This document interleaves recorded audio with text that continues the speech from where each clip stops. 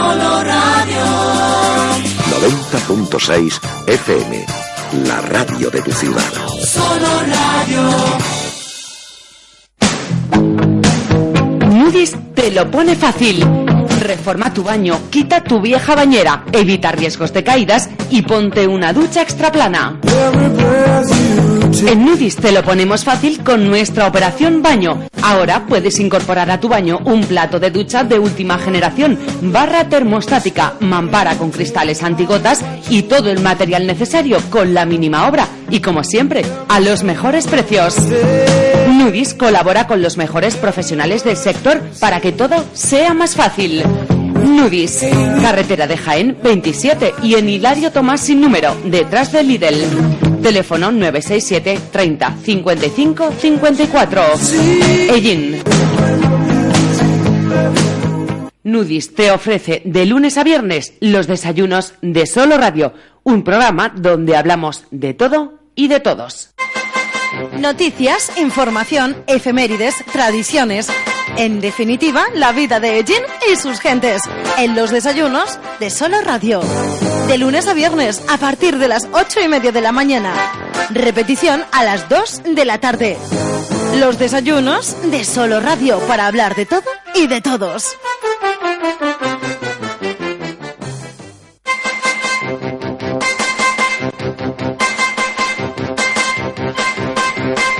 Muy buenos días, saludos cordiales. Aquí comenzamos una nueva edición de los desayunos de Solo Radio. Comenzamos también un mes, el mes de junio. Saludo cordial de José Aurelio Martínez. Buenos días, si nos están escuchando en directo, son 42 minutos los que pasan de las 8 de la mañana. Buenas tardes, si lo que están escuchando es la repetición, que a partir de las 2, tras el informativo central Primera Plana, les ofrecemos. La repetición íntegra, que de este espacio tienen oportunidad de escuchar también en ese horario. Si no les es posible comenzar y terminar de escuchar el programa en cualquiera de esos dos horarios, pues ya saben que quedan colgados en nuestra web, en ellinsoloradio.com. Bueno, pues sí, hoy es día 1 de junio. Lo que nos cuesta es saber qué día de la semana es. Tenemos que mirar el calendario para llegar a la conclusión de que es jueves, después de la jornada festiva de ayer. Ayer, 31 de mayo, día de nuestra comunidad autónoma, día de Castilla-La Mancha. Y también pues un día muy especial para nuestra patrona, que después de ese baño de multitudes de ciudadanos que participaban en su ofrenda floral, pues ayer no fue menos, y la procesión tradicional también anual pues tenía lugar por las calles de la ciudad. Ya está otra vez en su morada nuestra patrona, hasta que bueno pues la abandone durante unas horas para también participar en esa feria y fiestas en honor precisamente a ella. La vida continúa y aquí están los desayunos de Solo Radio, cumpliendo su máxima, hablar de todo y de todos.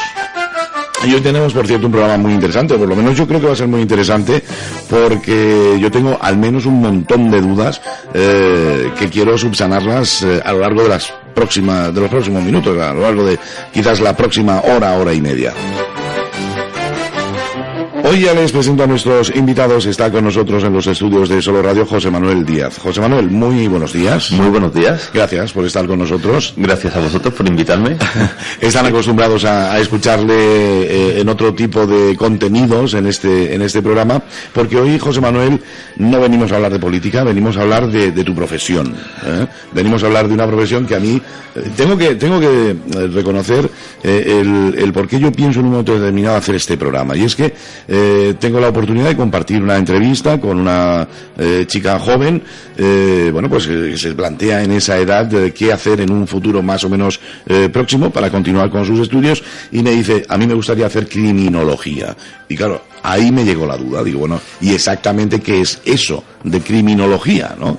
Bueno, pues de ello vamos a hablar, José Manuel, aunque realmente ha tenido varios nombres, ¿no?, a lo largo de los últimos tiempos. Sí, es curioso, porque a pesar de ser unos estudios con tantísima tradición, de hecho, bueno, se empezaron a cursar como tales allá por los 80, ¿no?, pero ha seguido una evolución bastante curiosa, desde ser poco más o menos una especialización para gente que acababa de terminar una licenciatura en Derecho, luego pasó a ser una diplomatura autónoma o como título propio ofertado por muchas universidades, luego durante un brevísimo periodo de tiempo existió como licenciatura y ahora, bueno, con la instalación del Plan Bolonia, ya por fin tenemos unos estudios de criminología que están normalizados, que son iguales para todos y que, bueno, es el actual grado en criminología.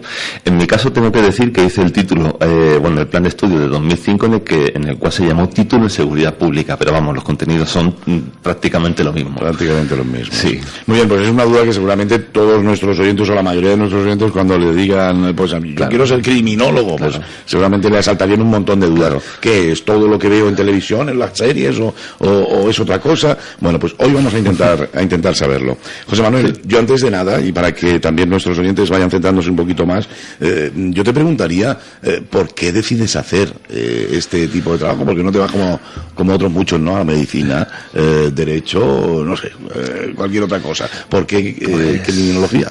Pues en mi caso, mira tú, esto es una historia muy personal, ¿no? Pero yo empecé en otros estudios, yo empecé en ingeniería informática, ¿no? Uh-huh. Y llegué a un momento en el que vi que, bueno, estos estudios no me gustaban demasiado, no me planteaba mi futuro sentado delante de un ordenador programando día y noche, y dije, voy a coger algo que me llame la atención, que me resulte atractivo, no sé, ¿qué puede ser? Y mirando planes de estudios, pues resulta que, bueno, me encontré con el temario, con el plan de estudio, en este caso de criminología, y me pareció muy atractivo, me pareció una carrera muy bonita precisamente por la amplitud de los contenidos que tenía, y dije, pues allá que me meto. Y para mi sorpresa, cuanto más tiempo pasé en esos estudios, más me gustaba la profesión y, bueno, pues descubrí que mi vocación era esa. Mm-hmm. Así que un poco di por casualidad en esa carrera, pero puedo decir que no me arrepiento. Muy bien, bueno, pues eso nos alegra muchísimo, ¿no? Porque son muchas las personas que, llevados a lo mejor por lo que creen que es una especialización, una carrera, luego entran, comienzan y se dan cuenta que no es lo suyo, en ¿no? efecto. Que en este caso supongo que nosotros vamos a llamarle en todo el programa criminología, ¿no? Sí, es el nombre actual. Es el nombre actual. Y es como le vamos a llamar. Pero supongo que precisamente esto habrá ocurrido mucho a las personas que han decidido hacer criminología. Claro, mira, un poco siguiendo con la misma tónica, yo tengo que reconocer que no había visto un solo capítulo de CSI antes de entrar a la carrera. Sin broma. Pero sí que es cierto que, bueno, algunos compañeros encontré que, bueno, pues llevados un poco por todo lo que sale en la televisión, series, varias películas, se meten a la carrera pensando que va a ser eso. Y luego, pues, desgraciadamente se llevan una decepción. Hay otros que lo que les ocurre es justo lo contrario, que cuando ven lo que realmente es, dicen, no, pues sí, mucho mejor que en la serie, vamos a seguir con eso. Eso es lo que te pasó a ti. Sí, básicamente. Ajá. Así que, no, yo, además, te lo vuelvo a repetir, yo entraba desde un desconocimiento total. Yo sabía que se estudiaba lo que es la delincuencia en general, delincuentes, víctimas, un poco el sistema judicial, pero no había visto un solo capítulo de CSI, ni de mentes criminales, ni nada parecido. Así que, bueno, pues para mí fue todo nuevo y a lo mejor fue la ventaja de no partir con una expectativa ya creada, ¿no? De decir, bueno, esto va a ser así, esto nos vamos a ponernos a pegar tiros, vamos a ir al túnel de tiro a ver las armas y demás. No, realmente esas cosas no se hacen, ¿no? Luego sí que es cierto que en la propia carrera pude estudiar balística, ¿no? Y ahí sí que ya nos dejaron desmontar armas, ver balas, ver las microlesiones y todo eso, pero lo que se dice disparar un arma, además me estoy acordando de un compañero, un chavalín joven, que decía, bueno, nosotros ¿cuándo nos van a enseñar a disparar con las pistolas? No, hijo mío, no nos van a enseñar a disparar con las pistolas.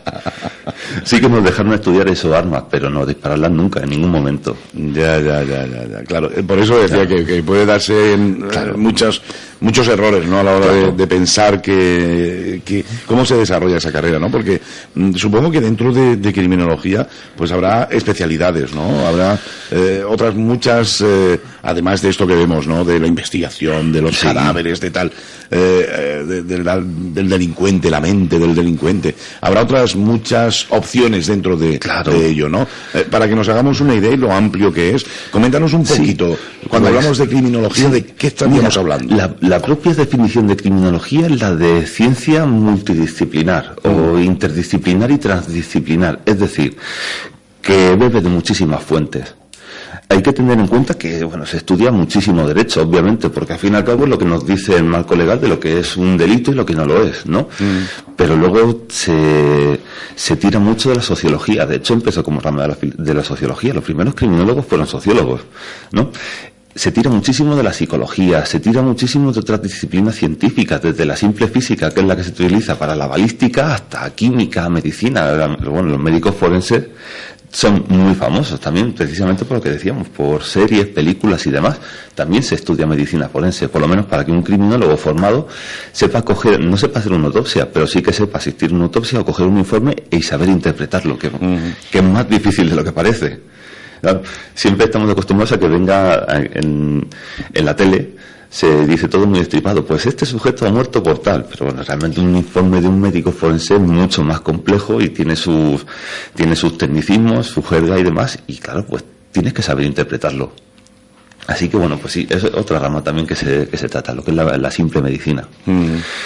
¿Qué más? La psicología también muchísimo. De hecho, tengo que decir que es la parte que a mí más me gusta. Yo tengo que confesar debilidad por la rama más psicológica de la criminología, ¿no? Más que nada porque, además, piensa que nuestro sistema penal está basado en lo que es el tratamiento penitenciario, es decir, se trata de entender el delito, entender el delincuente y una vez que se le atrapa y se le impone una pena, supuestamente es para rehabilitarlo, así que eso es un método científico, tiene que beber mucho de la psicología, ¿no? ¿Y qué más puedo deciros? Pues obviamente ya he dicho el derecho, claro que sí, por las propias características del trabajo hay que tener mucho conocimiento y un cierto dominio de lo que son los procesos legales, desde el simple derecho penal, que es el que nos dice al fin y al cabo que es un delito y que no lo es, hasta el procesal, que es el que nos indica cómo transcurre un juicio, el constitucional, que también sirve para enmarcar el derecho, incluso filosofía del derecho también se estudia. ¿Vale? Más que nada por poder entender cómo un mundo tan cambiante como es el mundo del delito, pues tiene una normativa que se va adaptando a él. Y obviamente ese es un tema que se trata mucho a nivel de calle. Obviamente el derecho se va haciendo a medida que avanza la sociedad, ¿no? Y a medida que aparecen nuevos delitos se va legislando. Y claro, pues viene bien saber qué se tiene en mente a la hora de elaborar esas leyes. La carrera en sí, ¿cuántos años son? Pues ahora, como es un título de grado, son 4. Son 4 años, sí, ¿no? Y luego sus correspondientes prácticas, supongo, y demás, ¿no? Sí, bueno, son ya incluidas en el último año. Ajá. En mi caso... No son prácticas que se pueden realizar en cualquier empresa. No, desde luego. Mira, en mi caso, por ejemplo, tuve la enorme suerte de poder hacer un practicum en el psiquiátrico penitenciario de Foncalent. Sí, en Foncalent, en Alicante. Al fin y al cabo donde yo estudié. Tengo que decir que para mí fue la mejor parte de la carrera. ¿Vale? Aparte de ser la primera y casi la única vez que trabajé como criminólogo al uso, fue un mundo fascinante el que descubrí ahí, porque, bueno, las propias características, una vez más, veníamos muy contaminados por lo que se ve en la tele, y claro, es pasar por la puerta y encontrarte un mundo que tiene poco o nada que ver con eso con esa idea preconcebida que llevábamos, y que, al menos para mí, es mucho más interesante ver los internos que había ahí, ver cómo se trabajaba con ellos, además muchos de mis profesores eran trabajadores de allí, y pude conocerlos en otro ámbito de su labor profesional que me era completamente desconocido, así que pues, para mí fue apasionante. ¿Y en qué consistían el trabajo de esos profesores tuyos y el tuyo, ¿no? Tus prácticas, ¿en qué consistían en un penal, en una penitenciaría? Pues, por ejemplo... ¿Qué americano me ha salido esto? En una cárcel, para entender. Sí, en este caso hay que hacer un pequeño matiz, ¿vale? Un psiquiátrico penitenciario no es una cárcel al uso, ¿vale? Porque además en nuestro sistema penal lo recoge como tal, no son penas, son medidas de seguridad, ¿vale? Son gente además que es una cosa que aunque ya deberíamos saber de entrada, nada más pasar por la puerta, nuestro profesor, que además era el director del centro, nos lo recordó. Esta gente no son penados, son enfermos y como tales están cumpliendo una medida de seguridad. Están aquí por las circunstancias tan especiales, pero son enfermos al fin y al cabo. Por eso es el psiquiátrico. ¿Vale? Y bueno, pues sí que un poco en la tónica de lo que decías, de en qué consistía esa diferencia. Estamos muy acostumbrados a ver las cárceles como lugares oscuros y como centros, lugares llenos de prácticamente monstruos, ¿no? Sí. Pues allí, en efecto, y remitiéndome una vez más a lo que acabo de decir, yo conocí enfermos, era un lugar en el que se trataba de, bueno, pues de que tuvieran las mejores condiciones de vida posibles. Estos profesores míos, por los que me preguntabas, trabajaban sobre todo en el área psiquiátrica y en el área psicológica, y claro, obviamente eran los encargados de elaborar y aplicar un tratamiento para estos sujetos, ¿no? Y claro, pues esta aplicación práctica además me estoy acordando de mi profesora de psiquiatría forense, era una labor muy dura, porque cada uno venía con sus circunstancias, con su enfermedad, y bueno, tenían muy pocos medios, muy poco personal y muchísimo trabajo, y era una labor más que loable. Luego otro profesor con el que coincidí en varias asignaturas, que sobre todo ramas de la psicología, se encargaba de los tratamientos psicológicos, tratamientos conductuales, ¿no? Y su trabajo también me parecía apasionante, precisamente por eso, porque era prácticamente el único que había. Y tenía toda la población del centro a su cargo y bueno, pues un trabajo durísimo el que tenía que hacer.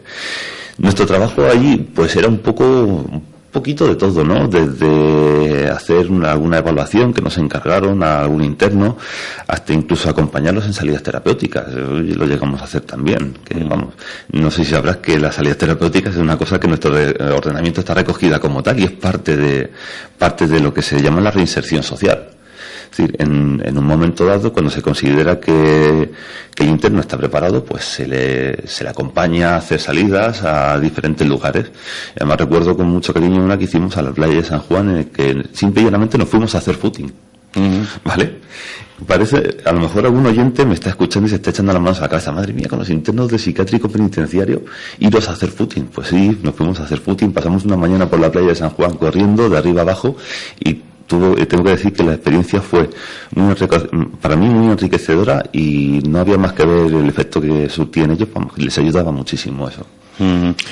¿Tuviste la oportunidad de conocer, a ver, siempre ha habido casos que son más mediáticos que otros, que ahora hablaremos un poquito más adelante de casos y medios de comunicación que creo que la influencia, o al menos se nos echa la culpa algunas veces de la influencia que pueden tener en algunos casos, ¿no? Pero ¿tuviste la oportunidad de conocer alguno de esos personajes de casos quizás más conocidos o más populares? Sí, por supuesto. Tuve la ocasión de conocer a García Escalero, el mendigo asesino. ¿El mendigo asesino? Sí.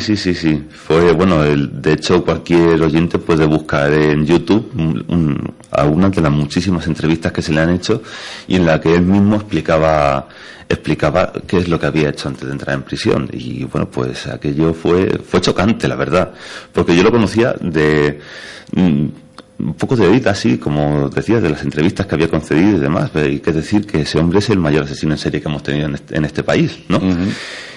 Con 14 víctimas en su haber, es decir, no es moco de pavo. Y sí, lo pude conocer. Y además estaba ya al final del cumplimiento de su iba a decir pena, pero es que no es pena, vuelvo a repetir, en medida de seguridad. Así que ya le quedaba poquito que estar ahí. Fue un caso, la verdad, yo salí impactado. Recuérdanos un poco el caso, un pequeño resumen de por qué estaba ahí. Este señor se llama el mendigo asesino porque él mismo era un indigente de Madrid, ¿no? Y y bueno, desarrolló con el paso de los años una esquizofrenia y bueno, pues además se mezcló la enfermedad con otros problemas muy extendidos entre la población indigente. En su caso era alcohólico también e incluso alguna vez había consumido cocaína y vamos, prácticamente cada vez que podía consumir eso le provocaba una crisis psicótica y bueno, pues le daba por matar en este caso al indigente o al sin techo que tuviera más cerca, ¿no?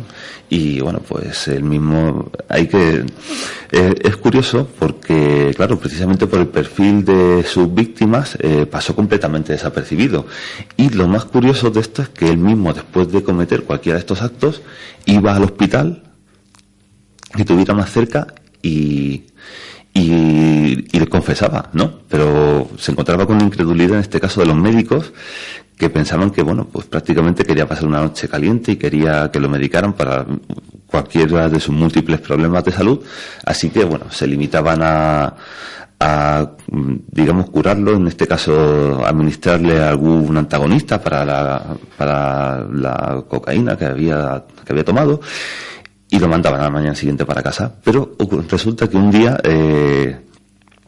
llegó al hospital cubierto de sangre, claro, y contando una vez la misma historia, que acababa de matar a una persona, que no se podía controlar y que por favor lo ayudaran. Y los médicos pensaron a priori en lo mismo, que bueno, que se había herido por algún motivo, que quería pasar una noche caliente, que le curaran sus heridas y que le dieran de cenar esa noche. Pero se encontraron con que cuando lo desnudaron, él no estaba herido, esa sangre que llevaba no era suya. Así que, claro, ya viendo lo que decía, lo pusieron en conocimiento de la policía y él mismo lo llevó al lugar donde había dejado a sus víctimas. Y, claro, ya se descubrieron los diferentes, bueno, todos los asesinatos que había cometido.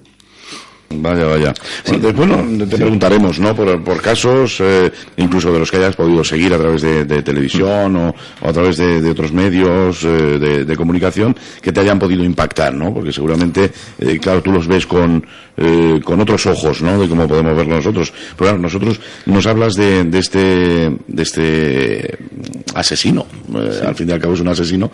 Tú nos haces, pues una valoración muy diferente a la que haría seguramente la mayoría de los ciudadanos, ¿no? Pues sí. Esa persona se tiene que pudrir en la cárcel, seguramente es lo que pasará por la cabeza de todo el mundo, ¿no? Pero en nuestro país, no sé, pesarán algunos por suerte y otros por desgracia, se tiende a eso, a la reinserción, a curar a ese enfermo, ¿no? Uh-huh. Que a veces da resultado y otras veces no, porque esto es así. Sí. Hay veces que bueno, pues intenta, vamos a decirlo así, olvidar lo que ha ocurrido y hacerlo una persona pues socialmente correcta, ¿no? Y al final pues no se consigue, ¿no? ¿Estos son fallos de la sociedad o es simplemente trabajo mal hecho o cómo lo calificarías tú cuando no se consigue? Eso ha sido muy americano. Bueno, en primer lugar yo he estado hablando de enfermos precisamente por mi paso por el psiquiátrico penitenciario.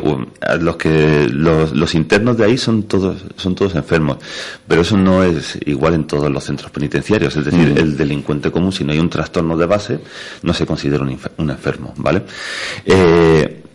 En cuanto a la pregunta que me has hecho, esa reinserción, pues yo soy partidario de la opinión de que es un camino que tenemos todavía prácticamente entero por recorrer. Estamos empezando ahora. Piensa que en nuestro país, concretamente, esta orientación de las penas, es decir, el orientar lo que son las penas y medidas de seguridad a la reinserción del sujeto, lo tenemos desde la aprobación de la Constitución, desde el año 78, son 40 años nada más. Es muy poquito camino. Y a nivel mundial hay que decir que está todavía muy, muy, muy verde. Es un campo casi completamente virgen. Hay muchísimo por estudiar y muchísimo por aprender y muchísimo por hacer. ¿Vale? Y además, lo que decía me ha recordado la frase que nos dijo un trabajador social, en este caso ya no del psiquiátrico penitenciario, sino del centro de cumplimiento. A los estudiantes que fuimos allí nos dijo: tenéis que recordar que aquí estamos para trabajar por la reinserción. Y hay que saber que el 60% de la gente que pasa por aquí vuelve por aquí. Si esto fuera una fábrica, podríamos considerar que el 60% de nuestro producto es defectuoso. ¿A que eso no es asumible? Y en efecto no es asumible. Todavía hay muchísimo que investigar, hay muchísimo que aprender y muchísimo por hacer, porque obviamente no podemos hablar solamente de fallos de la sociedad, ni fallos de la persona, ni fallos del entorno. Es una amalgama de factores tan amplia que, bueno, pues eso hace que cada situación sea única. No podemos tratarlos a todos por igual, ¿no? Hay gente que ha cometido algún tipo de hechos delictivos por simple desesperación, y hay gente que es lo más común y lo que todo el mundo está esperando oír, que es el típico psicópata, que es que le da igual, ¿vale?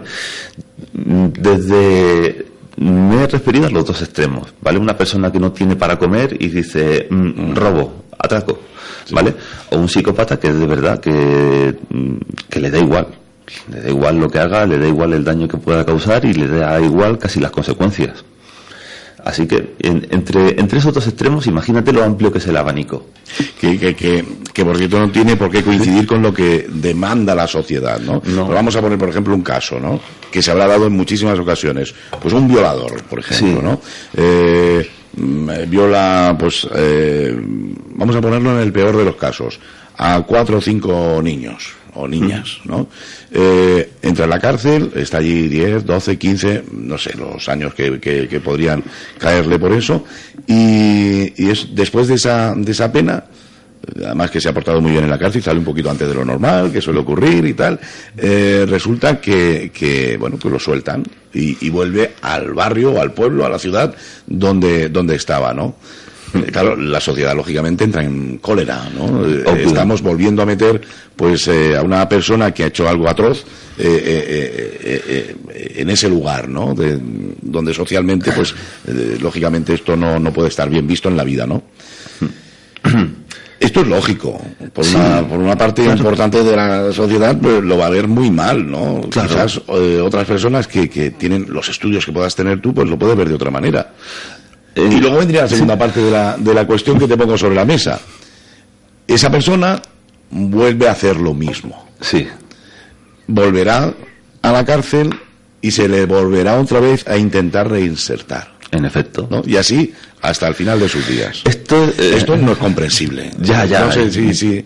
Sí, lo que entiendes. Sí, ahí has puesto el dedo en la llaga, porque precisamente este tema ha sido motivo, para mí, en este caso, de debates bastante acalorados con diferentes personas. Mira, desde un punto de vista a pie de calle, obviamente la gente demanda como tú decías antes, que se pudra en la cárcel, ¿no? Que no vuelva a salir, que si es que se sabe que lo va a volver a hacer, ¿no? Desde un punto de vista criminológico, eso no es asumible. Bueno, a ver, dependiendo de la línea de pensamiento, porque en Estados Unidos las escuelas criminológicas muchas abogan por la cadena perpetua y aquí no, ¿vale? Pero bueno, pero te voy a contar un punto de vista, como tú dices, criminológico, ¿no? Cuando tenemos una persona que hace algo tan atroz, ¿vale? Va a la cárcel y cumple una pena impuesta, ¿no? En este caso, cuando lo sueltas, tú no sabes lo que va a volver a hacer, ¿no? Dice, es que se sabe que se va a volver a hacer. Imagínate que en la puerta de la cárcel le atropella un coche, ¿no? Te he puesto otro ejemplo extremo. Es decir, es el libre albedrío. No se puede, al menos desde mi punto de vista, no se puede condenar a una persona por lo que podría hacer, sino por lo que ha hecho. Y una cadena perpetua a una persona que no puede salir de la cárcel de ninguna forma, no se le está condenando por lo que podría hacer, por lo que ha hecho, sino por lo que podría hacer, ¿no? Esa es una puerta que para mí es muy peligrosa abrir en cualquier sistema penitenciario. El considerar un peligro para la sociedad, el decir te aparto en previsión de que puedas hacer daño, eso ha dado para cometer grandes errores a lo largo de la historia y para cometer muchas tropelías, ¿vale? Porque se han cometido muchas tropelías. Las cadenas perpetuas son prácticamente una sentencia de muerte, pero sin matar en este caso al reo, ¿no? Yeah. Además me ha recordado un debate que tuve también en su momento, porque además me cogió en mi época de estudiante y yo estudiaba y trabajaba, ¿no? Y una compañera de trabajo me llega con una hoja para que la firme, para elevar al gobierno, o en este caso al Ministerio del Interior, una petición para que a los violadores en serie se les aplicaran las mismas penas que a los asesinos en serie. Y yo me negué a firmarla, ¿no? Y esta chica, pues comprensiblemente se enfadó mucho conmigo. En este caso, además, eso fue por por un motivo muy sencillo, por una cuestión que se llama política criminal. No se le debe aplicar a un violador la misma condena que a un asesino, porque posiblemente esté fabricando un asesino donde no lo había. ¿Vale? Son gente cuyo perfil es muy parecido de base, ¿vale? Pero la única diferencia es que el asesino en serie va un pasito más allá que el violador. Y al aplicarle la misma condena, pues puede ser que se decidan a dar ese paso más allá y conviertas eso a un simple violador en todo un asesino. Ya. Bueno, voy a recordar que pueden intervenir si quieren en el programa matinal. Son en este momento oyentes de la programación matinal. Si les apetece participar en el programa, si quieren, que seguramente tendrán muchas dudas, ponerlas sobre la mesa y que José Manuel nos hable de ellas, pueden hacerlo a través del 967 30 53 21, o si quieren enviarnos un correo electrónico, lo pueden hacer a participaallin@soloradio.es. Ya antes adelantaba yo que el programa de hoy podía ser apasionante. Bueno, cadena perpetua, pena de muerte. A ver, y yo hoy, si te das cuenta, quiero hacer un poco de abogado del diablo, o ponerme del lado de la sociedad, ¿no? Claro que sí. Que no quiere decir que yo todo lo que diga sea porque lo pienso, sino porque me pongo en el lugar de nuestros oyentes y quiero un poco pues buscar todos los recovecos que pueda tener un determinado caso, ¿no? Decías pena de muerte, cadena perpetua, ya entendemos que estás en contra de las dos cosas. Sí, completamente. Con tus palabras hemos llegado a esa conclusión. Pero, bueno, pues hablamos de un asesino que ha matado a 3 personas, por ejemplo, y en este caso, pues yo creo que si hacemos una encuesta en España, seguramente el 80-90% pues lo metería en la cárcel de por vida, o incluso pues le pondría una inyección letal, ¿no? Sí. ¿Por qué? Pues porque el pensamiento generalizado, y puedo llegar incluso a compartirlo, ha quitado la vida a 3 personas, que ya no se las puede devolver nadie. Esa persona no merece vivir, ¿no? En efecto. Eso es lo que tú dices, en efecto, es una corriente muy extendida entre la sociedad, ¿no? Pero, bueno, como tú mismo decías, yo te doy una perspectiva puramente criminológica, ¿no? Hay una cosa que se llama la gratuidad del delito. ¿Vale? Es una teoría que es la gratuidad del delito. Si esa persona, como tú me dices, ha matado a 3 personas, ¿qué vas a hacer? ¿Matarlo 3 veces? No puedes. 2 le han salido gratis, ¿verdad? Sí. Sí, cierto es. Ahí está, ¿no? Sí, bueno, pero no se le puede matar 3 veces, se le puede matar poco a poco. Si queremos que sufra más, ¿no? Que esto ya es descabellado. Pero, en fin, merecido lo tendría.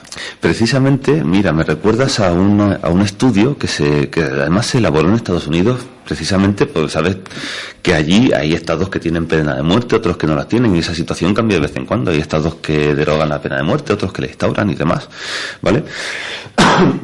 Perdón, y se elaboró un estudio. De hecho, se hicieron 2. Uno de ellos llegó a la conclusión de que había más criminalidad en los estados donde había pena de muerte que donde no los había. Es una pregunta que te iba a hacer. Sí. Al tener medidas más duras, más drásticas, esto influía en el número de casos. Ese fue el resultado del segundo estudio, porque ese primero, claro, la gente, los que abogan por la pena de muerte, dijeron, obviamente necesitamos una pena de muerte porque aquí tenemos mucha más criminalidad que en otros estados.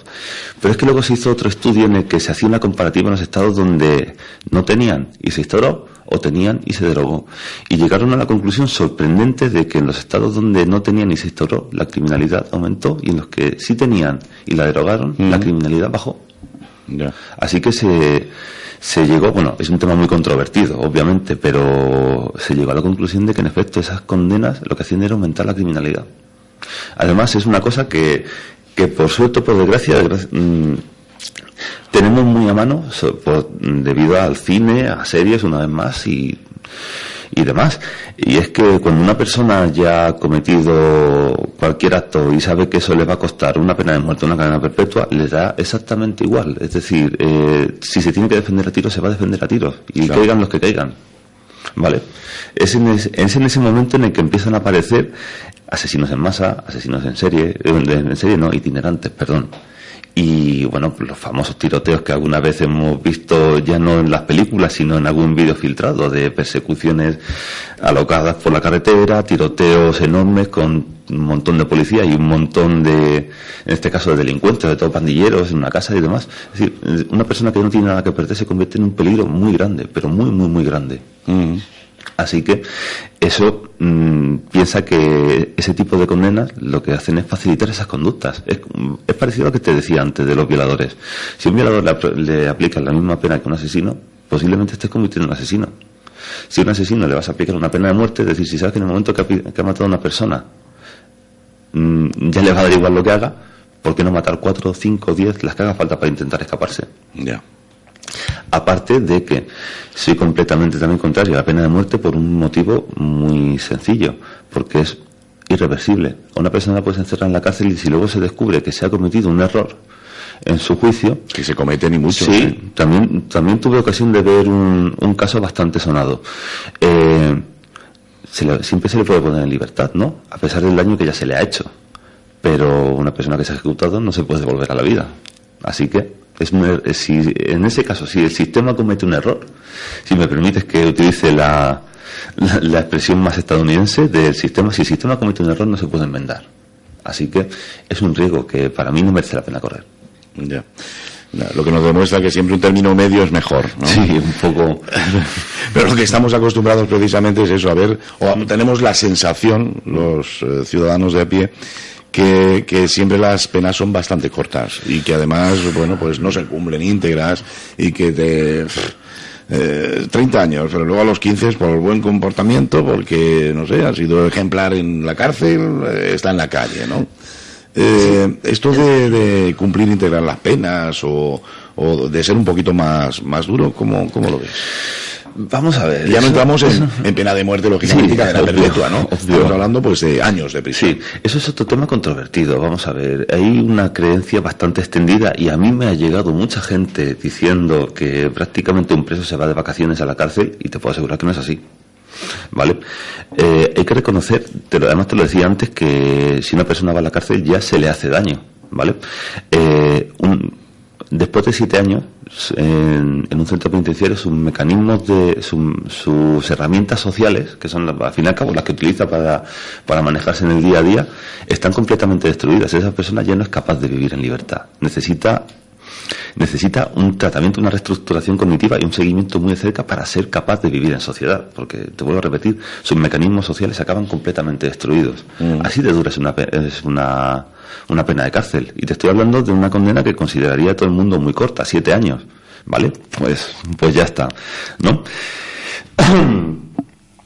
Aparte de eso, lo del buen comportamiento, lo de la redención de condena por trabajar y demás, eso es una cosa que quedó derogado hace mucho tiempo.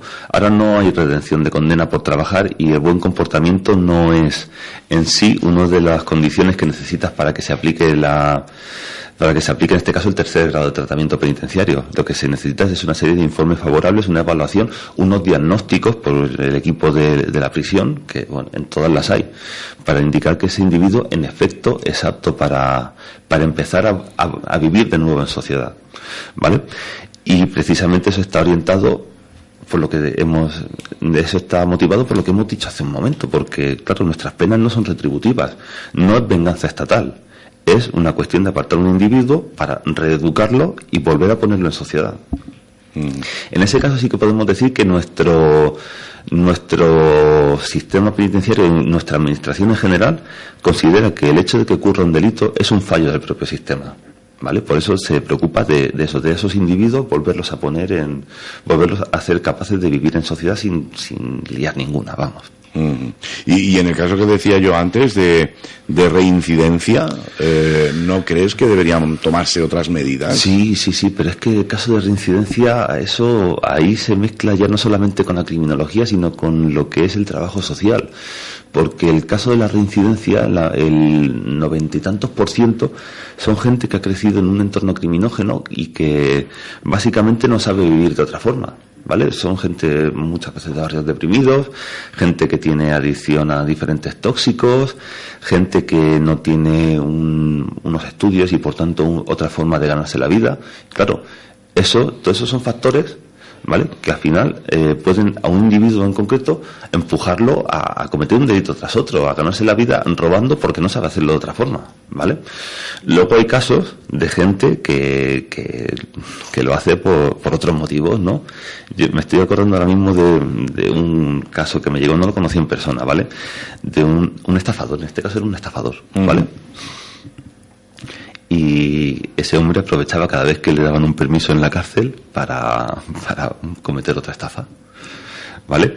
Y una vez más te digo que no sabía vivir de otra forma, ¿vale? Él no sabía ganarse la vida con un trabajo normal. Sencillamente estaba acostumbrado a hacerlo así, necesitaba dinero y cometía algún tipo de estafa, ¿no? ¿Qué es lo que lo empujó a eso? No lo sé, porque tampoco conozco el caso. Y te vuelvo a repetir, cada caso es un universo en sí mismo, porque son miles de factores los que influyen ahí, ¿vale? Sí que te repito lo que te he dicho antes, que se considera que si una pena no consigue reinsertar al preso es que algo hemos hecho mal, ¿vale? Y te vuelvo a insistir que es un terreno... pero puede ser también, José Manuel, que no tenga solución esa persona. Ah, sí, claro que sí. No porque la sociedad actúe mal o no se realice bien el trabajo por parte de los profesionales. Puede ser que esa persona no tenga solución y se llegue a esa conclusión, sí, por mucho que se le quiera defender. Claro, no, vamos a ver, aquí yo sé que estoy haciendo un poco de abogado del diablo, no sé, ¿vale? No, de defensor, tú estás haciendo defensor, sí. ¿Vale? Sí que es cierto que hay casos, además me remito a las palabras de otro profesor mío, ¿vale? Que al que me refería antes, que era psicólogo también en Foncalén, ¿vale? Y hablando de lo más común, los psicópatas, ¿no? La psicopatía, no sé si sabéis que que es una enfermedad tal cual. De hecho, está recogida en el DSM-5 y, bueno, en el DSM-4 ya lleva hace tiempo que está recogida como enfermedad. Pero esos son individuos prácticamente irrecuperables, ¿vale? Por las propias características que tienen. Este profesor decía que para él un psicópata no era un sujeto inimputable, ¿vale? Me explico, aquí he soltado un tecnicismo. Un sujeto imputable se considera que es aquel inimputable, que no es consciente del daño que ha hecho, por tanto no se le puede aplicar una pena tal cual, ¿vale? Es el caso de la enajenación transitoria, muy conocida por todos, es decir, se me dio la cabeza, no sabía lo que hacía y la ha liado, ¿vale? Eso es un caso de inimputabilidad, ¿no? Hay muchos más, en nuestro Código Penal recoge un listado de casos, ¿vale? Pues él decía que los psicópatas no los consideraba sujetos inimputables por la enfermedad que tienen, sino semi-imputables, ¿vale? Porque en este caso, si bien te digo que la psicopatía está reconocida como enfermedad, no afecta las capacidades cognitivas de la persona, es decir, sabe lo que hace perfectamente, ¿vale? Además es un caso curioso, el de los psicópatas. Luego, si quieres, entramos un poco más en profundidad, a lo mejor los oyentes que habrán visto, como tanta gente, muchas películas y muchos asesinos en serie, este es un psicópata y demás, igual les interesa saber lo que realmente es un psicópata. Bueno, me lo voy a apuntar y si nos da tiempo, sí, antes de terminar el programa, te pongo sobre la mesa esto de los psicópatas que nos dices puede resultar interesante. Bueno, yo también quiero hacer una relación, ¿no?, que se hace en muchas ocasiones e incluso en parte se le echa la culpa a los medios de comunicación, ¿no? Y es que, bueno, pues vemos casos similares en diferentes puntos, vamos a centrarnos en nuestro país, en diferentes puntos del país, que no se tratan con... a ver cómo lo digo para no dañar a los profesionales, ¿no?, en general, de la justicia, de policía y demás, pero no se tratan de la misma manera, o al menos no da esa sensación, ¿no? Se ha dicho muchas veces que también influyen mucho los medios de comunicación. Sí. Cuando un caso salta a los medios de comunicación, parece ser que todo se pone, todo el esfuerzo posible por llegar a una resolución de ese caso. Y hay en otros que es lo mismo, prácticamente, pues una persona joven que ha desaparecido, no se le encuentra, un niño que ha desaparecido, y que no todos los casos se tratan de forma igual, ¿no?, de la misma forma. Muchas veces, como digo, se le echa la culpa a los medios de comunicación. ¿Tú crees que es así? No, no exactamente. Mira, eso es un poco... Bueno, tú que al fin y al cabo te ganas la vida en un medio de comunicación. No me contestes en plan, porque pienses que en plan cooperativista... No, cooperativo. No. Puedo ponerme de un lado o de otro. No, que va, en absoluto. Yo en esto no soy nada cooperativo. Ya. No, pero vamos a ver, te lo digo porque al fin y al cabo, por la parte que tú trabajas en un medio de comunicación, sabes que tienes que tienes una audiencia a la que atender y tienes una audiencia que te pide unos contenidos y tienes, obviamente, que satisfacer esa demanda, ¿no? Y cuando un caso, por las características que tenga, determinadas características, tanto de la víctima como del agresor, como de la circunstancia en la que se produce, suscita mucho interés, obviamente, claro que sí, los medios de comunicación se vuelcan encima, ¿vale? Además que claro, es normal que la gente sienta curiosidad por saber lo que ha pasado. Además, son casos muy espectaculares.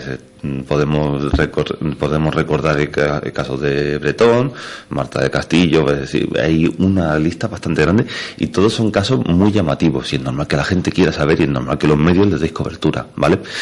Sin embargo, por otro lado, ahí está el que esa presión mediática que se genera no trascienda a lo que es la investigación. ¿Vale? Porque obviamente los profesionales, y además hay que romper una lanza en favor de los profesionales de cuerpos y fuerzas de seguridad del Estado, así como los profesionales judiciales, son gente que trabaja mucho con muy poquitos medios, que esa es otra idea que tenemos completamente errónea a través de las películas. Allí todos son medios y todos siempre tener la herramienta que necesitan y lo más rápido posible, pero lo cierto es que en nuestro país son gente que trabaja muchísimo y con los medios muy, muy, muy justos, ¿no? Obviamente, estos profesionales son los que no se deben dejar influenciar por esa presión mediática. Al fin y al cabo, su trabajo está orientado a esclarecer la verdad. Así de fácil. El trabajo de los cuerpos y fuerzas de seguridad del Estado, en todos los casos que tratan, así como de los profesionales judiciales, es el encontrar la verdad. Y obviamente, si al encontrar esa verdad se encuentran con que una persona, en este caso el imputado, tiene que cumplir una pena, pues claro que tienen que aplicarla. ¿Vale? Sí que es verdad que la presión mediática en algún caso ha provocado algún error judicial, ¿vale? Yo me estoy acordando concretamente del caso de Rocío Baninkoff, en el que esta señora, ¿cómo se llamaba? Dolores, no me acuerdo del apellido. Sí, no, pero sabemos exactamente. Dolores, sí, que era amiga de la familia. Sí. Bueno, como parte de la familia y tal, que se le imputó el asesinato y luego resultó no serlo. No, en efecto, luego se descubrió que realmente fue Tony King. Mira, ahí te tengo que dar la razón, ¿no? Si a esa persona se le... Bueno, cadena perpetua, medio, ¿no? Porque se puede, no sé, dejar libre e incluso pues con dinero, porque no sé de otra forma que se pueda recompensarle el tiempo que ha estado en la cárcel, ¿no? Con la pena de muerte no habría manera de haberle devuelto la vida, ¿no? No habría, no. En absoluto. Eso, precisamente ese tipo de errores a los que me refería. Ningún sistema es perfecto y nuestro sistema judicial, te acabo de repetir, bastante buena labor se hacen con los medios que existen, ¿no? Siempre existe la posibilidad de que se produzca un error de ese tipo y es claro, mientras que el interno esté vivo se puede subsanar de alguna forma, ¿no? Con el interno muerto pues no es posible. José Manuel, seguro que a lo largo de la carrera también haréis lo que estoy haciendo yo en este momento, ¿no? Que es ponerme del otro lado. Yo sí, por supuesto. Me estoy poniendo del lado de la sociedad, porque anoche mismo, pues dando una vueltecita por las redes sociales y esto, vi un par de vídeos y decía, si es que realmente pasa esto, ¿no? Uno de ellos era una persona que iba con un arma en la mano, está acorralado por unos policías locales. De momento llega la Policía Nacional, baja del coche y directamente va hacia él, le propinan unos golpes, le quitan el arma, tal cual, y la persona o personas que estaban grabando rápidamente se pusieron de parte del agresor, ¿no? ¿Por qué le pegan y por qué tal? No sé qué. Esto pasa mucho, ¿no? Sí. Vemos, pues no sé, actos vandálicos, además, donde incluso un hecho del fútbol y demás, ha habido muertes y esto, y vemos a la policía actuar y resulta que nos resulta desagradable, e incluso siempre pensamos que se están pasando, no sé, ¿qué estudiáis sobre esto? Porque esto es... Pongo, por ejemplo, el caso de los globos, ¿no? Sí. Que todos sabemos, y no tiene nada que ver una cosa con la otra, ¿no? Pero todos sabemos que está prohibida la venta ambulante en Ellín, por ejemplo, por poner el caso más cercano.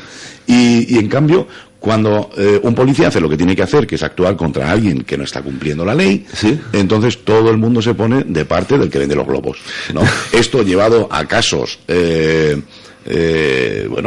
mucho más graves, porque ocurre. Claro.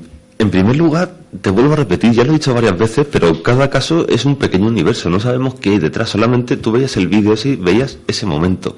No sabemos qué ha ocurrido antes, qué ha hecho ese hombre, qué lo ha empujado a hacer, cómo ha actuado la policía, y tampoco sabemos, poniéndonos también de parte del lado de la policía, no sabemos si es que no han podido reducirlo de otra forma, ¿vale?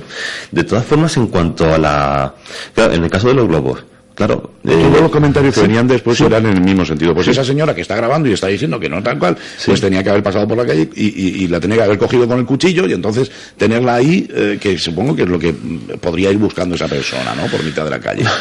Claro, es que, en fin, a veces somos injustos con las fuerzas de seguridad, ¿no? Mira, en esto, y además te lo digo porque el 90% de mis compañeros eran policías, ¿vale? Y este tema se trató a lo largo de la carrera muchísimas veces. Hay una cosa, hay un tecnicismo que es el ius puniendi, ¿no? Sí, eso es un latinajo que acabo de dejar acá. ¿Vale? Ese es el derecho a castigar del Estado, el derecho a ejercer la violencia. Solamente lo tiene el Estado, solamente se le da esa potestad a los policías. Pero, además, me estoy acordando de una clase en concreto en la que un profesor, se lo explicaba a un compañero policía. Dice, bueno, el Estado te da permiso y te da potestad para el uso de la violencia, ¿no?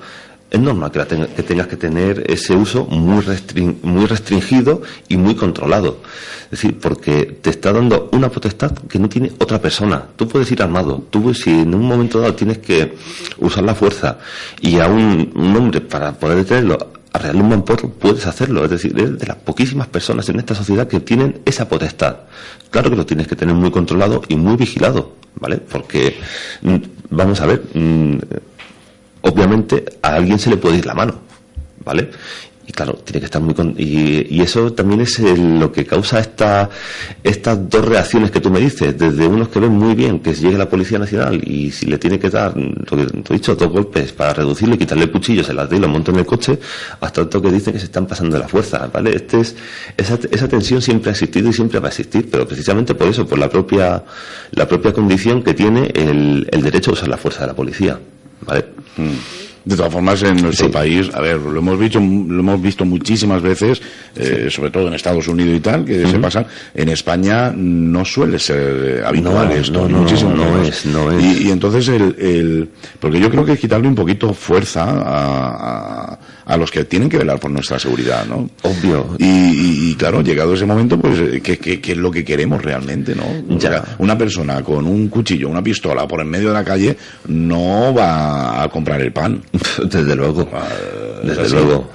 No. Te vuelvo a decir lo que te he dicho antes, es que no sabemos realmente la historia que hay detrás de eso y tenemos que tener siempre en cuenta otra cosa que te he dicho, la policía actúan con los medios justos, con el personal justo y con el uso mínimo de la violencia. Es decir, es un trabajo muy complicado. Aquí también hay que romper una lanza en favor en este caso, de los cuerpos y fuerzas de seguridad del Estado, ¿vale?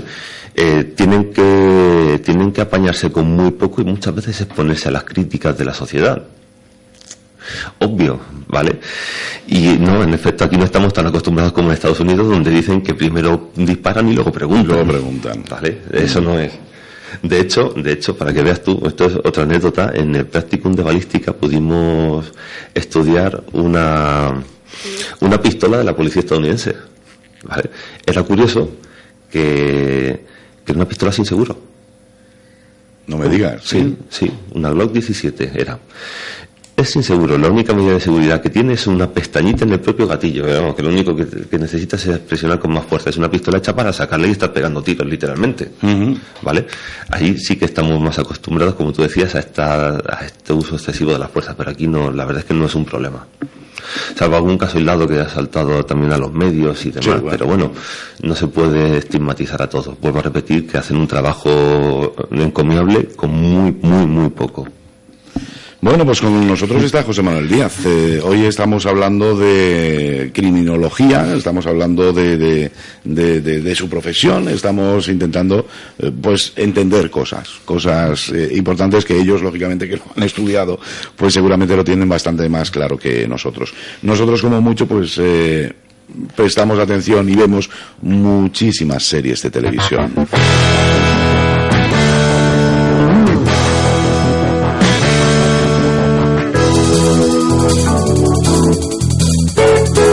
Pero ¿qué tiene que ver esto con la realidad? ¿Hasta dónde llega lo ficticio y comienza la realidad? ¿Son las cosas tal como las vemos en las series de televisión?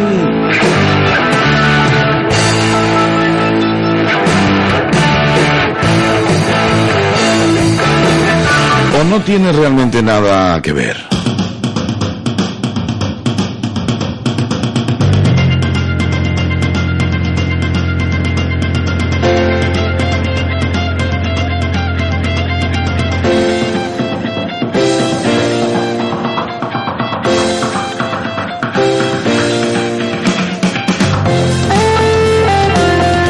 Y me queda otra sintonía más de otro programa que yo sé que a José Manuel le gusta mucho. Bueno, sirva toda esta música para adentrarnos en un bloquecito que a mí me gustaría hoy tener también, ¿no? Porque quizás pues el contacto más directo que tenemos los ciudadanos de a pie con esto de la criminología es precisamente las series de televisión. Series como CSI, series como Mentes Criminales. No sé también si, bueno, pues hay otras series donde también podríamos entrar un poquito en esto, ¿no? Pero todo esto, ¿qué tiene que ver con la realidad, José Manuel? Esto que vemos en las series, ya no digo en España, que, bueno, pues los americanos hacen americanadas, eso está claro. Obvio. Pero ¿realmente esto es tan real como se quiere presentar en las series de televisión? Mira, me acabo de recordar un programa de televisión que yo también veía y que me impactó, ¿vale? Que es creo que era Callejeros Viajeros, ¿no? En el que se plantaron en Las Vegas y entrevistaron a una CSI de Las Vegas, de las de la serie, una Sí, de verdad, sí, ¿vale? sí. Y la propia CSI decía que la serie es bastante fantástica, ¿vale? Sobre todo si nos atenemos a lo que es una cuestión de plazos. Mira, estamos acostumbrados a que necesitan una prueba de ADN y el mismo día está, de la mañana a la tarde tienen la prueba de ADN, cuando eso realmente es una cosa que tarda semanas en estar lista, ¿vale? O sea, pero no que tarde semanas en España No, y allí en no. Estados Unidos lo hagan en 2 horas, ¿no? No, que tarda eso. que tarda. Además hace falta un equipo muy especializado y unos ordenadores potentísimos para poder secuenciar un ADN. De hecho, estamos acostumbrados a ver en las noticias, se ha conseguido secuenciar tal parte del ADN, se ha conseguido hacer un mapa del ADN. Es decir, es un trabajo, estamos hablando de cadenas de átomos. ¿Vale? No es mocos de pavo, no es que llegues a la tirada y lo mires con la lupa, no, es que son cadenitas de átomos. Joder, esto lo meten en una maquinita, dan 2 vueltas en la maquinita y ya lo tienen. Sí, claro, esto sí, le dan 2 vueltecitas al mezclador ese y ya está, pero no, en realidad es una prueba muy complicada de hacer, ¿vale? Es como lo de las huellas dactilares, enseguida tienen las huellas dactilares, vamos a pasar por el AFIS, ¿no? La huella y sale enseguida. La realidad es que una huella perfecta como la que estamos acostumbrados, que vemos ahí el dedazo bien en grande y demás, eso es muy difícil de conseguir, ¿vale? Casi siempre suelen ser huellas parciales y el trabajo de búsqueda, aunque sea en este caso, una vez más, un ordenador el que lo hace, es arduo. Necesita su tiempo. Necesita muchísimo tiempo. Imagínate, hasta hace no tanto, cuando eso se hacía a mano. Comparar huellas dactilares. No era moco de pavo, eso sí que era literalmente trabajo de chinos, ¿vale? Porque una huella dactilar son rasgos muy pequeños lo que distingue una de otra. Tienes sinistrógira, levógira, con la línea de Galton tal, ¿vale? Son dentro de un grupo relativamente pequeño de huellas dactilares diferentes, ¿vale? Tienes que buscar puntitos, rayas que se corten y demás. Imagínate hacer la mano. Aunque sea con un ordenador, te puedo asegurar que tarda mucho en hacerse. Así sí, hombre, está claro, ¿no? Que son todas diferentes las huellas dactilares, pero todas muy similares. Ahí está. Y lo dicho, y gracias al trabajo informatizado que permite, ¿vale? Que si no fuera por eso, te vuelvo a repetir, trabajo de chinos y a saber cómo se hacía, ¿no? Pues fíjate, en una hora prácticamente casi todos los casos quedan siempre resueltos, ¿no? O sea que, sí, claro. O sea que fíjate. Sí, eso es, la verdad es que es llamativo, ¿no? Aparte de que enseguida siempre que tienen que citar en la comisaría, algunos de los implicados lo tienen allí en el momento, es muy raro que aparezca el abogado defensor y cosas de esas, sí. Es decir, la serie la verdad es que CSI es bastante interesante, pero bastante irreal por otro lado, ¿no? José Manuel, sí. ¿Podemos estar también con estas series un poco dando manuales de actuación? ¿Qué va? ¿No? ¿Qué va? Quiero decir, a ver, si dicen, bueno, pues mira, es que han descubierto que esta persona ha sido el asesino porque al entrar, aunque llevaba guantes, se lo quitó para hacer no sé qué, no sé, dar pistas, ¿no? Lo que sale en esa serie, bueno, y ahora me remito a la otra que has puesto, Mentes Criminales, ¿vale? Lo que suele salir en esa serie sí que es cierto que tiene unos equipos de asesores bastante potentes, ¿no? Aunque se tomen sus licencias, ¿no? Pero son cosas que ya están hechas y ya son de uso común, ¿vale? Lo de ponerse los guantes, quitarse los guantes, el borrar las huellas y demás. El no dejar el cigarrito, porque se puede sacar de ahí el ADN. Claro. Es decir, no son cosas casi perogrulladas lo que sale ahí. No hacerlo constipado porque estornudas y queda todo. Cosas así. Sí. Y esto no es dar demasiadas pistas. No, en absoluto. Bueno, pues en fin. Sí que te digo que yo soy más fan de Mentes Criminales que de CSI. Sí, porque además la otra serie me toca un poco más la fibra, porque trata de la unidad de análisis de conducta del FBI, ¿no? Hay que decir que es una unidad que existe realmente y que los métodos que salen en la serie no son tan diferentes de los que se utilizan en realidad. Es más, hay un autor, un criminólogo muy famoso y que también bastante mediático en Estados Unidos, ¿vale? Que es Robert Ressler, y fue el creador real de esa serie y algunos de sus casos están sacados de sus propios trabajos, ¿vale? Yeah. A lo mejor Robert Ressler no le dice a la gente nada, pero el carnicero de Wisconsin sí. Claro. ¿Vale? Pues fue el agente del FBI que en este caso atrapó al carnicero de Wisconsin. Es uno de los padres del profiling, uno de los padres de la criminología moderna y tiene una obra extensísima en la que explica sus casos, sus métodos y demás, algo que, aunque sea por divulgación, le recomiendo mucho a la gente, ¿vale? Que lea algo de este autor, porque, bueno, hay un libro suyo que por el título es muy llamativo, que se llama El que lucha con monstruos, ¿vale? Cada capítulo de ese libro podría ser un capítulo de CSI, de Mentes Criminales, pero es que él te explica sus casos, cómo los llevaba, y te explica todo su razonamiento, su metodología, cómo los llevaba a cabo. Me acuerdo de uno que me llamó también mucho la atención, que era el del asesino de la pastilla de jabón. Sí. Eso déjamelo para después, que tengo yo aquí apuntadito para que no se me pasara, que nos contaras alguno de los casos que más te han marcado o más te han llamado la atención. Permíteme que tengo una llamada telefónica que quiere participar en el programa. Buenos días. Hola, buenos días. Buenos días, Juanjo, te escuchamos.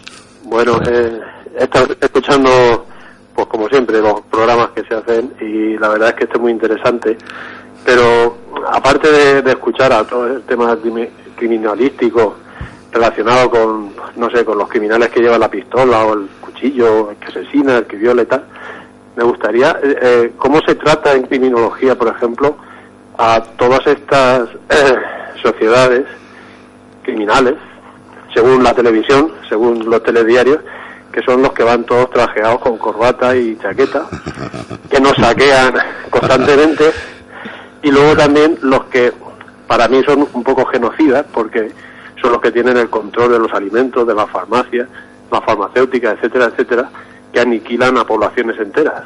Entonces, me gustaría saber si esa parte, digamos que está un poco de lado, o se trata criminalísticamente igual que al que lleva la pistola y el cuchillo y el que viola, etcétera, etcétera. y luego por otra parte cómo se trató de forma como a auténticos criminales, aquellos que en su época, que hicimos un programa muy bonito, exactamente, que luchaban contra ese lobby, por decirlo de alguna forma, también criminal, que masacraba a las sociedades, y digamos que estos se rebelaban de alguna forma pues para paliar ese defecto. Bueno. Y nada más, de que bueno, que se tratase un poquito a esto de Guante Blanco, ¿no? Sí, pues vamos a hablar. Que es muy interesante. Vamos a hablar no hace falta huellas dactilares ni nada, sino tenemos el currículum en televisión todos los días. Juanjo, gracias por tu llamada. Muchas gracias, Juanjo. Bueno, pues nos lleva a otro punto totalmente diferente a lo que habíamos hablado hasta el momento. Sí, pero mira, hay que decir que en efecto no se puede descuidar, porque en este caso eso se llama delincuencia socioeconómica, y claro que se trata desde un punto de vista criminalístico, ¿vale? Además, también me estoy acordando de cuando empezamos en la universidad a estudiar la delincuencia socioeconómica, que la portada del tema era una foto de Mario Conde. ¿Vale? Es verdad. El profesor, que era bastante guasón, nos puso en la portada del tema una foto de Mario Conde. Pero ese hombre que ha quedado ya a un nivel muy bajo. Sí. Después han aparecido casos muchísimo más. Bueno, yo te estoy hablando de la época. Este era un principiante. Sí, desde luego, pero claro que se estudia a nivel criminológico, y además se estudian con mucha preocupación, ¿vale? Porque si me permites que me remita a otro concepto estadounidense, ahí lo llaman delitos sin víctimas, ¿vale?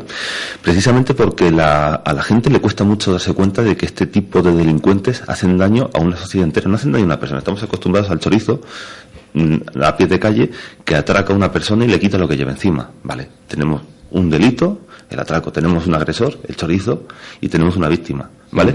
Pero por la dispersión, es decir, como cuando lo que se atraca son las arcas públicas, en este caso, no se le está haciendo daño a una persona en concreto, no se está focalizando esta acción delictiva en una persona, sino que es en el conjunto de la sociedad.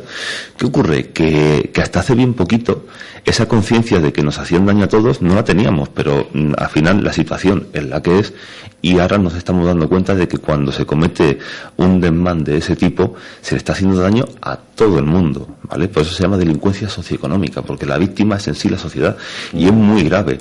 También se trata con mucha preocupación precisamente por otro tema que está muy en boga ahora, y es la tibieza de las penas. Tú mismo me decías hace un momento de lo de cumplimiento íntegro de la condena. Una persona que podemos hablar de Mario Conde, de Roldanos, de cualquiera de los que han salido últimamente. Lástima que no esté aquí ninguno de mis contertulios habituales, porque si no la teníamos montada, ¿no?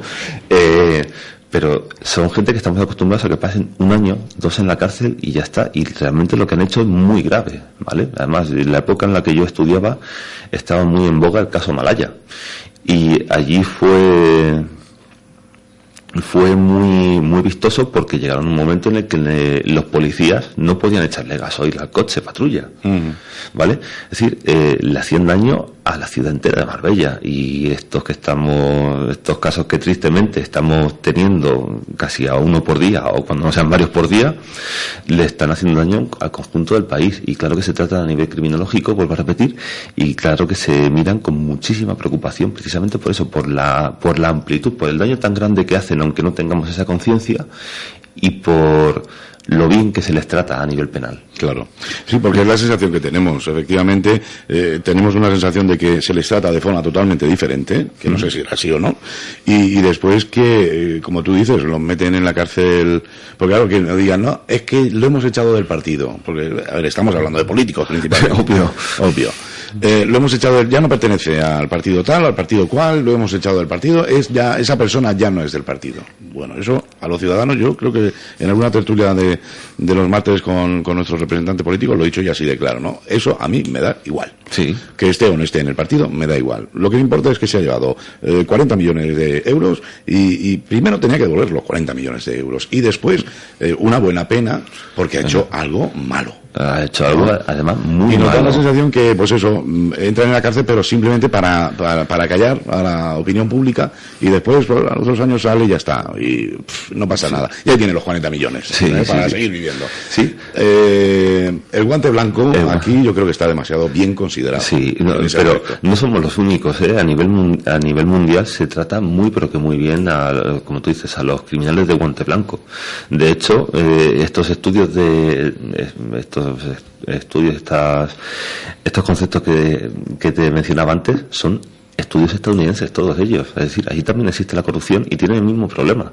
Y además es que también tiene una particularidad, y es que son posiblemente los criminales a los que más cuesta cazar por las propias características del delito, porque son gente que hace auténticas obras maestras en contabilidad, que saben camuflar muy bien de dónde sale el dinero, de dónde no lo sale. Es decir, es muy difícil encontrar un hilo del que tirar, a no ser que se cometa alguna tropelía, como lo que te decía, el caso de Marbella, porque el ayuntamiento ya no tenía un duro, literalmente. Por lo general lo que se hace suele estar mucho mejor camuflado y vamos, es muy difícil encontrar de dónde sale el dinero, cómo se desvía, cómo se va, cómo se viene, ¿vale? Y vuelvo a repetir, la gran preocupación es de verdad la amplitud de las víctimas, en este caso, y el daño tan grande que se hace. Piensa que aquí llevamos, si me permites que me salte un poco a mi papel habitual, aquí llevamos mucho tiempo de recortes, llevamos mucho tiempo en el que se nos dice no hay dinero, ¿vale? Y estamos acostumbrados a ver que si 3.000 millones por un lado, otro que si sociedades en Panamá para lavar dinero, obviamente nos están haciendo daño a todos. Claro. ¿Vale? Vuelvo a repetir, sí, en el caso de Juanjo, que estaba preocupado, pues sí que se trata y sí que se estudia, ¿vale? Pero también ahí hay mucho camino por recorrer todavía. Y en el caso que nos decía de las grandes alimentarias, de las farmacéuticas y demás, que bueno, pues pasan años y te dicen, bueno, pues este producto que se vendió una barbaridad resulta que pues ha dejado muy mal a muchas personas, o incluso ha matado a personas, ¿no? Eso también entra dentro de esa clasificación de delitos de guante blanco, como tú dices, también de delincuencia socioeconómica, porque al fin y al cabo lo que subyace ahí es un interés lucrativo. De hecho, me acuerdo, para que veas tú, hasta hay ranking de las empresas más perversas del mundo, ¿vale? Sí, me sorprendió que encontrar en la posición, no sé si era número 2 o número 3, a Nestlé. No me digas. Sí. Sí. Vale. Es decir, que es una cosa que también está estudiada y también, pero ahí tenemos un problema aún mayor que con el de los políticos. ¿Vale? Y es que son empresas, la mayor parte de las veces multinacionales, muy desubicadas, y a ver a quién recurres. Y claro, actúan en muchos sitios con sistemas legales completamente diferentes. ¿Y qué se hace ahí? No, ¿cómo se juzga a esa gente? ¿Cómo se persigue o cómo se juzga? ¿Vale? Y además, una vez volvemos a los propios mecanismos de la empresa para hacer ese tipo de cosas, que sé camuflarlo, es decir, bueno, pues el experimento con los estudios, con el medicamento en cuestión, con los estudios que teníamos era seguro, lo que pasa es que ha aparecido una herramienta nueva de la que antes no disponíamos, y resulta que es muy malo. Vamos a retirarlo. En cuanto nos hemos dado cuenta, lo hemos retirado. Pero en su momento, los estándares que se permitido utilizar ese producto. En efecto. Es complicado. Es muy complicado, sí. Muy complicado. Lo he dicho, sobre todo también por la entidad. Son entidades muy poderosas, muy grandes, muy descentralizadas y muy poderosas. Bueno, nos hablabas también de otras épocas, ¿no? De los bandidos, que teníamos un programa donde, bueno, ahí era, pues te pillo, te corto la cabeza, o algo así. Eso también hay que decirle que a nivel criminológico también se estudia, ¿vale? Sí. Ya no el caso de los bandidos o los piratas, sino el tipo de delincuencia, que lo que decía él, alzarse contra, en este caso, unos opresores y demás, o en contra de un sistema, un Estado que no está, que se dedica a oprimir o que no lo está haciendo bien de alguna forma, ¿vale? Ahí, de hecho, hay un tipo de delincuencia que se llama delincuencia por descontento social. No hace falta irse tan lejos a los bandidos. Lo pudimos ver hace poquitos años en Francia, en las calles de París, con la ley del primer contrato. Eso no sé si recordarán nuestros oyentes que provocó una oleada de disturbios, de incendios y de vandalismo en París, increíble, pero lo que hacía la gente era rebelarse contra esa ley que se quería hacer y que consideraban opresiva y vulneradora de derechos, ¿vale? Eso, vuelvo a repetir, claro que desde el punto de vista de la criminología se estudia, ¿vale? Y hay que tener en cuenta también un factor, ¿vale? He dicho al principio del programa que el marco legal es el que nos dice lo que es delito y lo que no es delito. Pues eso también se estudia, decía antes, que es filosofía del derecho. Hay que tener en cuenta que una conducta que ahora podemos ver muy normal, ¿vale? En un momento dado y en un lugar dado, era delito precisamente por rebelarse contra las autoridades, ¿vale? Aunque, además, en la carrera lo veíamos con el caso de la Revolución Francesa. La Revolución Francesa prosperó, ¿vale? Crearon un sistema nuevo, una república nueva, es decir, ¿vale? Pero en un principio las personas que se alzaban en Francia eran delincuentes. Además, delincuentes con delitos muy, muy, muy graves, porque se alzaban contra el propio establishment, que se dice, contra los gobernantes. Es decir, al que pillaban lo mataban, ¿vale? Claro, obviamente esa conducta en ese momento fue delito. Cuando la revolución prosperó y se consiguió, en efecto, cambiar el sistema político, instaurar en Francia una república, se dijo, vale, no, es que no era delito sublevarse contra las autoridades, es que el pueblo quería otra cosa y tenía que pedirlo de alguna forma. ¿Vale? Claro, son momentos muy particulares. Son muy particulares, claro. Sí. Bueno, se me quedan muchísimas cosas, la verdad que estoy disfrutando hoy como un enano en este programa. Se me quedan muchísimas cosas porque yo quería también sacar temas de internet y demás, pero esto lo vamos a dejar, José Manuel, para otro momento porque no nos daría tiempo ni a iniciarlo. Ya. Sí que antes de que nos cuentes los casos que hemos tenido cerca en el tiempo, un poquito más lejos, y que te han llamado mucho la atención por la forma en la que se han llevado o por el resultado o porque simplemente te han llamado la atención, sí que me gustaría preguntarte por algo que no sé si podría entrar. Yo creo que sí, ¿no? Porque al fin y al cabo es forma de actuar de una parte de la sociedad, ¿no? Que yo el martes pasado creo que lo ponía sobre la mesa en nuestra tertulia. Pues esos abucheos, pitos al himno de España en un partido como el de la Copa del Rey, el final de la Copa, la final de la Copa del Rey, donde, en fin, se está maltratando un poco los sentimientos de un país entero, ¿no? Esto, desde vuestro punto de vista, ¿cómo se estudia? Además, el martes pasado, cuando lo pusiste sobre la mesa, lo que pasa es que ya nos enzarzamos con otras cosas y, pues... Claro, aquí no muere nadie, ¿no? Aquí no va más allá, pero es doloroso, incluso, no sé, para seguidores del Barça que viven en el resto del país, ¿no? O incluso en propia Cataluña, que no se sienten independentistas, ¿no? En efecto. Pero mira, yo, además también me acordaba en ese momento de una teoría de, un sociólogo en este caso, que decía que una conducta delictiva de cualquier tipo, ¿vale? O simplemente desviada, como en este caso estamos hablando de los abucheos, indica la presencia de un problema, ¿vale? Eso, te estoy hablando desde un punto de vista meramente criminológico, ¿vale? Si se produce esa conducta, que en un partido de fútbol se abuchea al rey, no es lo normal, ¿no? Se supone que es una figura de autoridad, y que, pues, que como tal, aunque tanto por protocolo como por el Estado y demás, se le dé un respeto, ¿vale? Yo mismo, a pesar de que sabes perfectamente que soy republicano, no se me ocurriría ponerme a abuchear al rey si me lo encontrara, ¿no? Pero bueno. En este caso lo que nos está diciendo esos abucheos, y te vuelvo a repetir, desde un punto de vista estrictamente criminológico, es que ahí hay un problema, ¿vale? Si hay una parte de la sociedad que se puede ver representada, podemos considerarla de forma más mayoritaria o más minoritaria, pero si hay un problema y es que una figura como es el rey no es bien acogida en algún sitio, en un evento tan multitudinario, hay un problema de base, ¿no? En este caso podemos decir independentismo, nacionalismo, varios, ¿vale? Pero es que eso es un problema también que hay que tratar. Y a eso me refería cuando decía que tanto por un lado tenemos el problema de que un gobierno ha creado una fractura social y otro gobierno pues parece ser que no lo ha abordado con toda la eficacia que debiera, ya sin entrar en colores políticos ni en nada, ¿no? Pero sí que tenemos ahí, obviamente, descaradamente, un problema, ¿vale? Y es que una parte de nuestra sociedad no está de acuerdo con una figura que es el rey, o una parte de nuestra sociedad no está de acuerdo con pertenecer al resto de la nación. A eso, claro que debería ser estudio, debería saberse qué qué ha llevado a esa situación y cómo atajarla, obviamente. Ya, pero bueno, vamos a ver. Unipensamiento, si me vale el palabra, no sé si existe o no.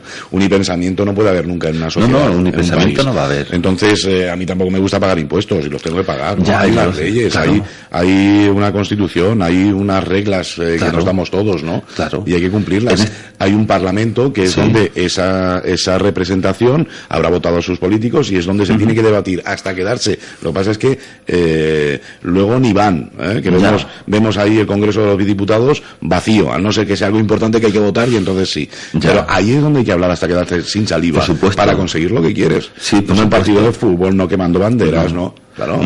Claro, yo te vuelvo a repetir que eso delata la existencia de un problema, no dice la solución. Delata que existe un problema. ¿Cómo se debe abordar? Pues tenemos unos cauces institucionales para abordarlo y para solucionarlo, desde luego. ¿Vale?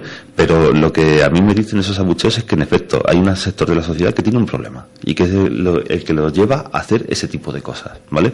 Ese abucheo, esa conducta que está tan fea, entre comillas, o por no llamarla, no se me ocurre otra forma de llamarla, ¿no? Claro que ahí hay un problema, como tú dices, hay un Congreso que tiene que atajarlo, hay unos factores sociales que son los que han llevado a eso, ¿vale?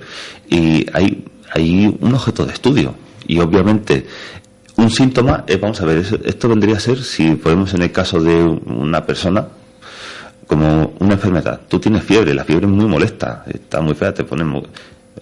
¿Qué es lo que hay de abajo? Tienes una gripe, ¿no? Vale, en este caso tenemos unos abucheos, un sector de la sociedad que se dedica a hacer unas cosas más o menos llamativas, bueno, la verdad es que todas bastante llamativas, ¿no? En contra de la unidad territorial, en contra de la figura del rey y demás, vale, veamos qué es lo que pasa ahí y cómo se soluciona, ¿vale? ¿Qué problemas son los que han llevado a adoptar esta postura y qué solución se puede abordar? Y no estamos hablando de pensamiento único ni de que todos estemos de acuerdo y a gusto con todos, porque eso, por supuesto, no puede aparecer. Pero si nos fijamos en el síntoma, a lo mejor encontramos el problema. Y si encontramos el problema, a lo mejor se puede solucionar. Por lo menos para evitar tanto descontento. Lo que pasa es que no podemos andar mucho más en este tema, porque ya nos estamos metiendo en política. Sí, ya desde luego. Es otra cosa, ¿no? Es otra tertulia totalmente diferente, ¿no? De cómo se podría abordar o no abordar este asunto. ¿no? Yo, a nivel criminológico me quedo con eso, que si tienes una conducta que no va conforme a la norma, ¿vale? Delata un problema. Y eso indica que tenemos que fijarnos en ese foco, analizar qué ha pasado y una vez que se encuentra el problema se busca la solución. Muy bien, yo quería terminar hoy el programa pues preguntándote por eso, por los casos que, no sé, los que quieras, 2, 3, los que creas que nos da tiempo a que nos comentes, los casos que te han llamado más la atención, ¿no? Por ya te decía, por la forma de llevarlos, por la resolución, por la no resolución, por la forma en que ha actuado esa persona o ese grupo de personas, en fin, los que te han marcado a ti como profesional con el paso de los años. Pues bueno, desde el que comentaba antes, el de Rocío Baninkoff, que se lo vi ya desde pequeño y me picaba el gusanillo, la verdad, porque a mí me cogió en aquella época que era un adolescente en aquel momento. Ha habido muchos, ¿vale? Comentaba también pues, el de Salobral. A mí me impactó muchísimo, además por ser un tipo en este caso de asesino que es muy raro de encontrar en este país. En Estados Unidos están muy acostumbrados, desgraciadamente, a que alguien coja un arma, se echa a la calle y allá por donde vaya matando gente, ¿vale? Pero aquí no, aquí es una cosa que tenemos muy, que coge como que muy de lejos, ¿no? Vale, en las películas sí, pero que un hombre en un momento dado salga con la escopeta a la plaza de su pueblo y allá por donde va a matar a una persona, luego a otra, luego se encuentra otro por la calle y también lo mata, ¿vale? Ese tipo de asesino que se llama asesino itinerante, ¿vale? Aquí es muy raro, ¿vale? Y me llamó la atención sobre todo porque, claro, con el desconocimiento, al fin y al cabo los que dan la noticia son periodistas, no policías, ni criminólogos, ni abogados, ¿vale?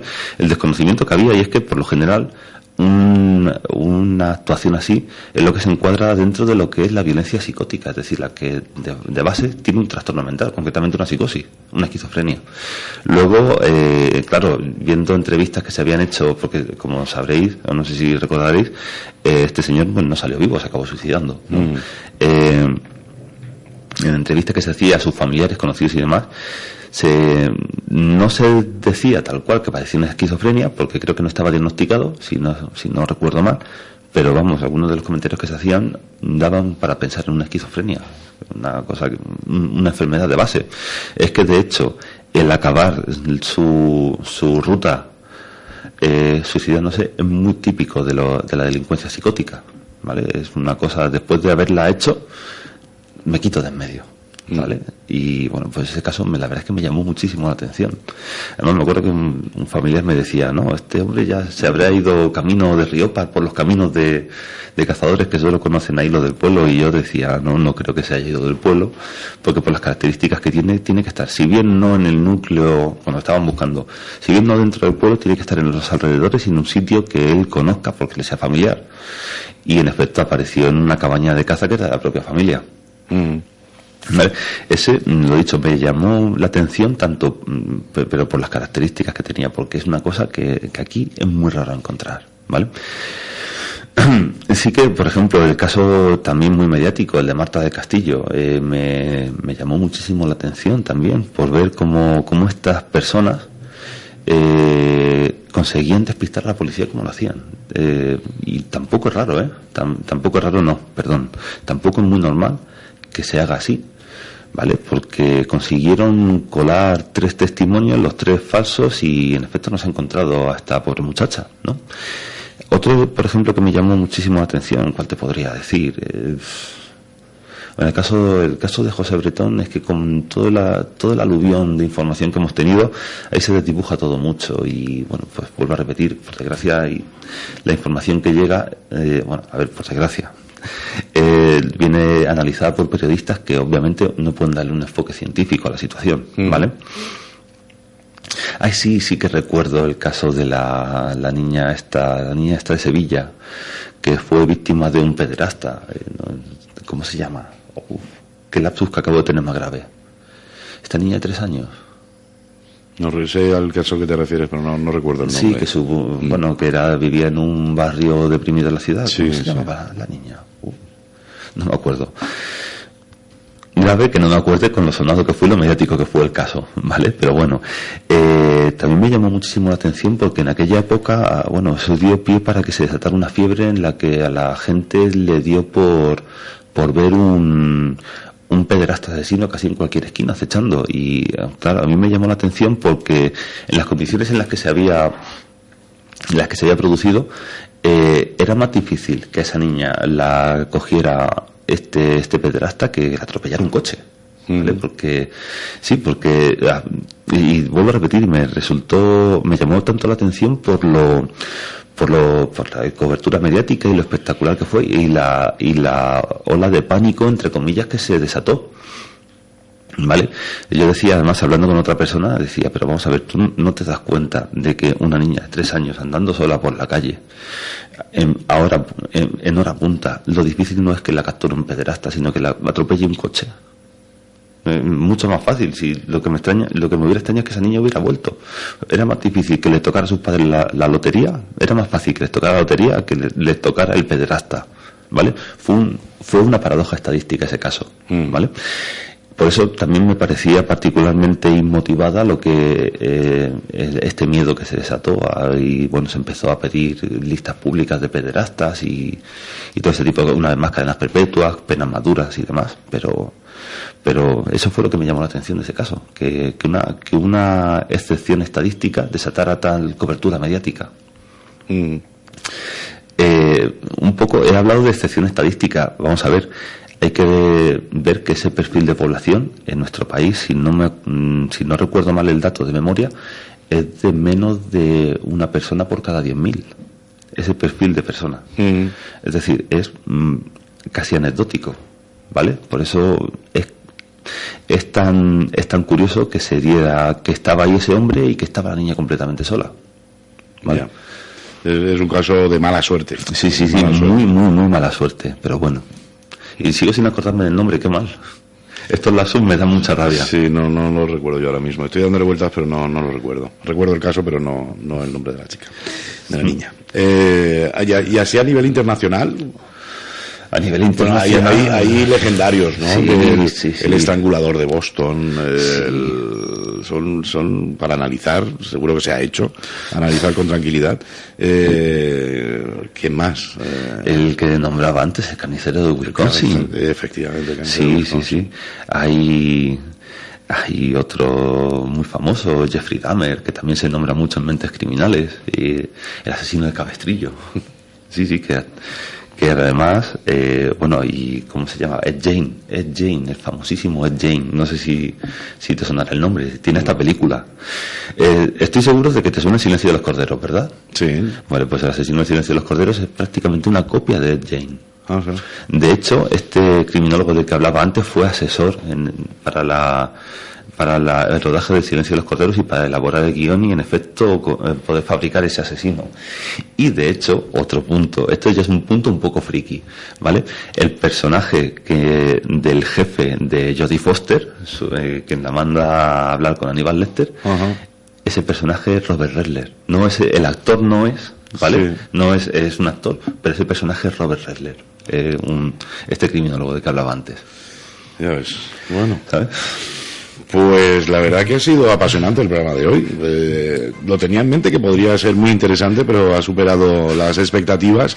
José Manuel, le hemos pasado, pues al mismo tiempo de saber exactamente qué es esto de criminología, que supongo que a algún estudiante le va a venir muy bien, si tiene dudas, saber un poquito más de cerca en qué consiste, y además también, pues hablar de todas estas peculiaridades de tu profesión, que por otra parte pues no son tan habituales como en otras, ¿no? Y hemos pasado un ratito muy agradable. Yo me alegro de verdad de que haya gustado y espero que a los oyentes también les haya parecido igual de apasionante. A mí no me cuesta porque al fin y al cabo es mi profesión y me apasiona y me podría tirar horas y si me seguís haciendo preguntas nos tiramos la mañana, la tarde y parte de la noche, créeme. Adrede he dejado muchas cuestiones sobre la mesa que aprovechando cualquier otro momento pues podrías volver con nosotros y ya nos centramos pues eso, por ejemplo en internet y en otras cuestiones que seguro pueden ser muy interesantes. Cuando quieras, sí, también se puede tratar el tema de bullying, violencia doméstica, son temas muy controvertidos, pero sí, que a nivel criminológico también hay mucho que decir y muchas veces no se corresponde con lo que estamos acostumbrados a recibir. Ahora, fíjate, ¿vale? Hablar de bullying, por ejemplo, y que estamos hablando en principio de niños de corta edad, y plantearlo ya como criminalidad, parece que llama la atención, pero claro, también hay que estudiarlo. Ahí está, hay que estudiar el fenómeno. Hay que estudiar el fenómeno. José Manuel, un placer, de verdad, gracias. Igualmente, como sabes que siempre para mí es un placer venir aquí cada vez que me invitáis y hoy tengo que reconocer que me sentí un poco extraño porque no es mi papel habitual, pero me ha gustado la experiencia. Bueno, pues habrá que repetirla. Por supuesto. Con las gracias. Muchas gracias. Hasta aquí llegamos hoy en los desayunos de Solo Radio. Si nos están escuchando en directo, pues ya saben que tienen la repetición tras el informativo Primera Plana y eso es en torno a las 2 de la tarde. Y si no, pues quedará colgado en nuestra página web para que lo puedan descolgar cuando quieran y escucharlo con toda la tranquilidad del mundo. Gracias por la atención prestada. Nuestra programación continúa. Noticias, información, efemérides, tradiciones. En definitiva, la vida de Ellín y sus gentes. En los desayunos de Solo Radio. De lunes a viernes, a partir de las 8:30 de la mañana. Repetición a las 2 de la tarde. Los desayunos de Solo Radio para hablar de todo y de todos. Nudis te ha ofrecido los desayunos de Solo Radio. Nudis te lo pone fácil. Reforma tu baño, quita tu vieja bañera, evita riesgos de caídas y ponte una ducha extra plana.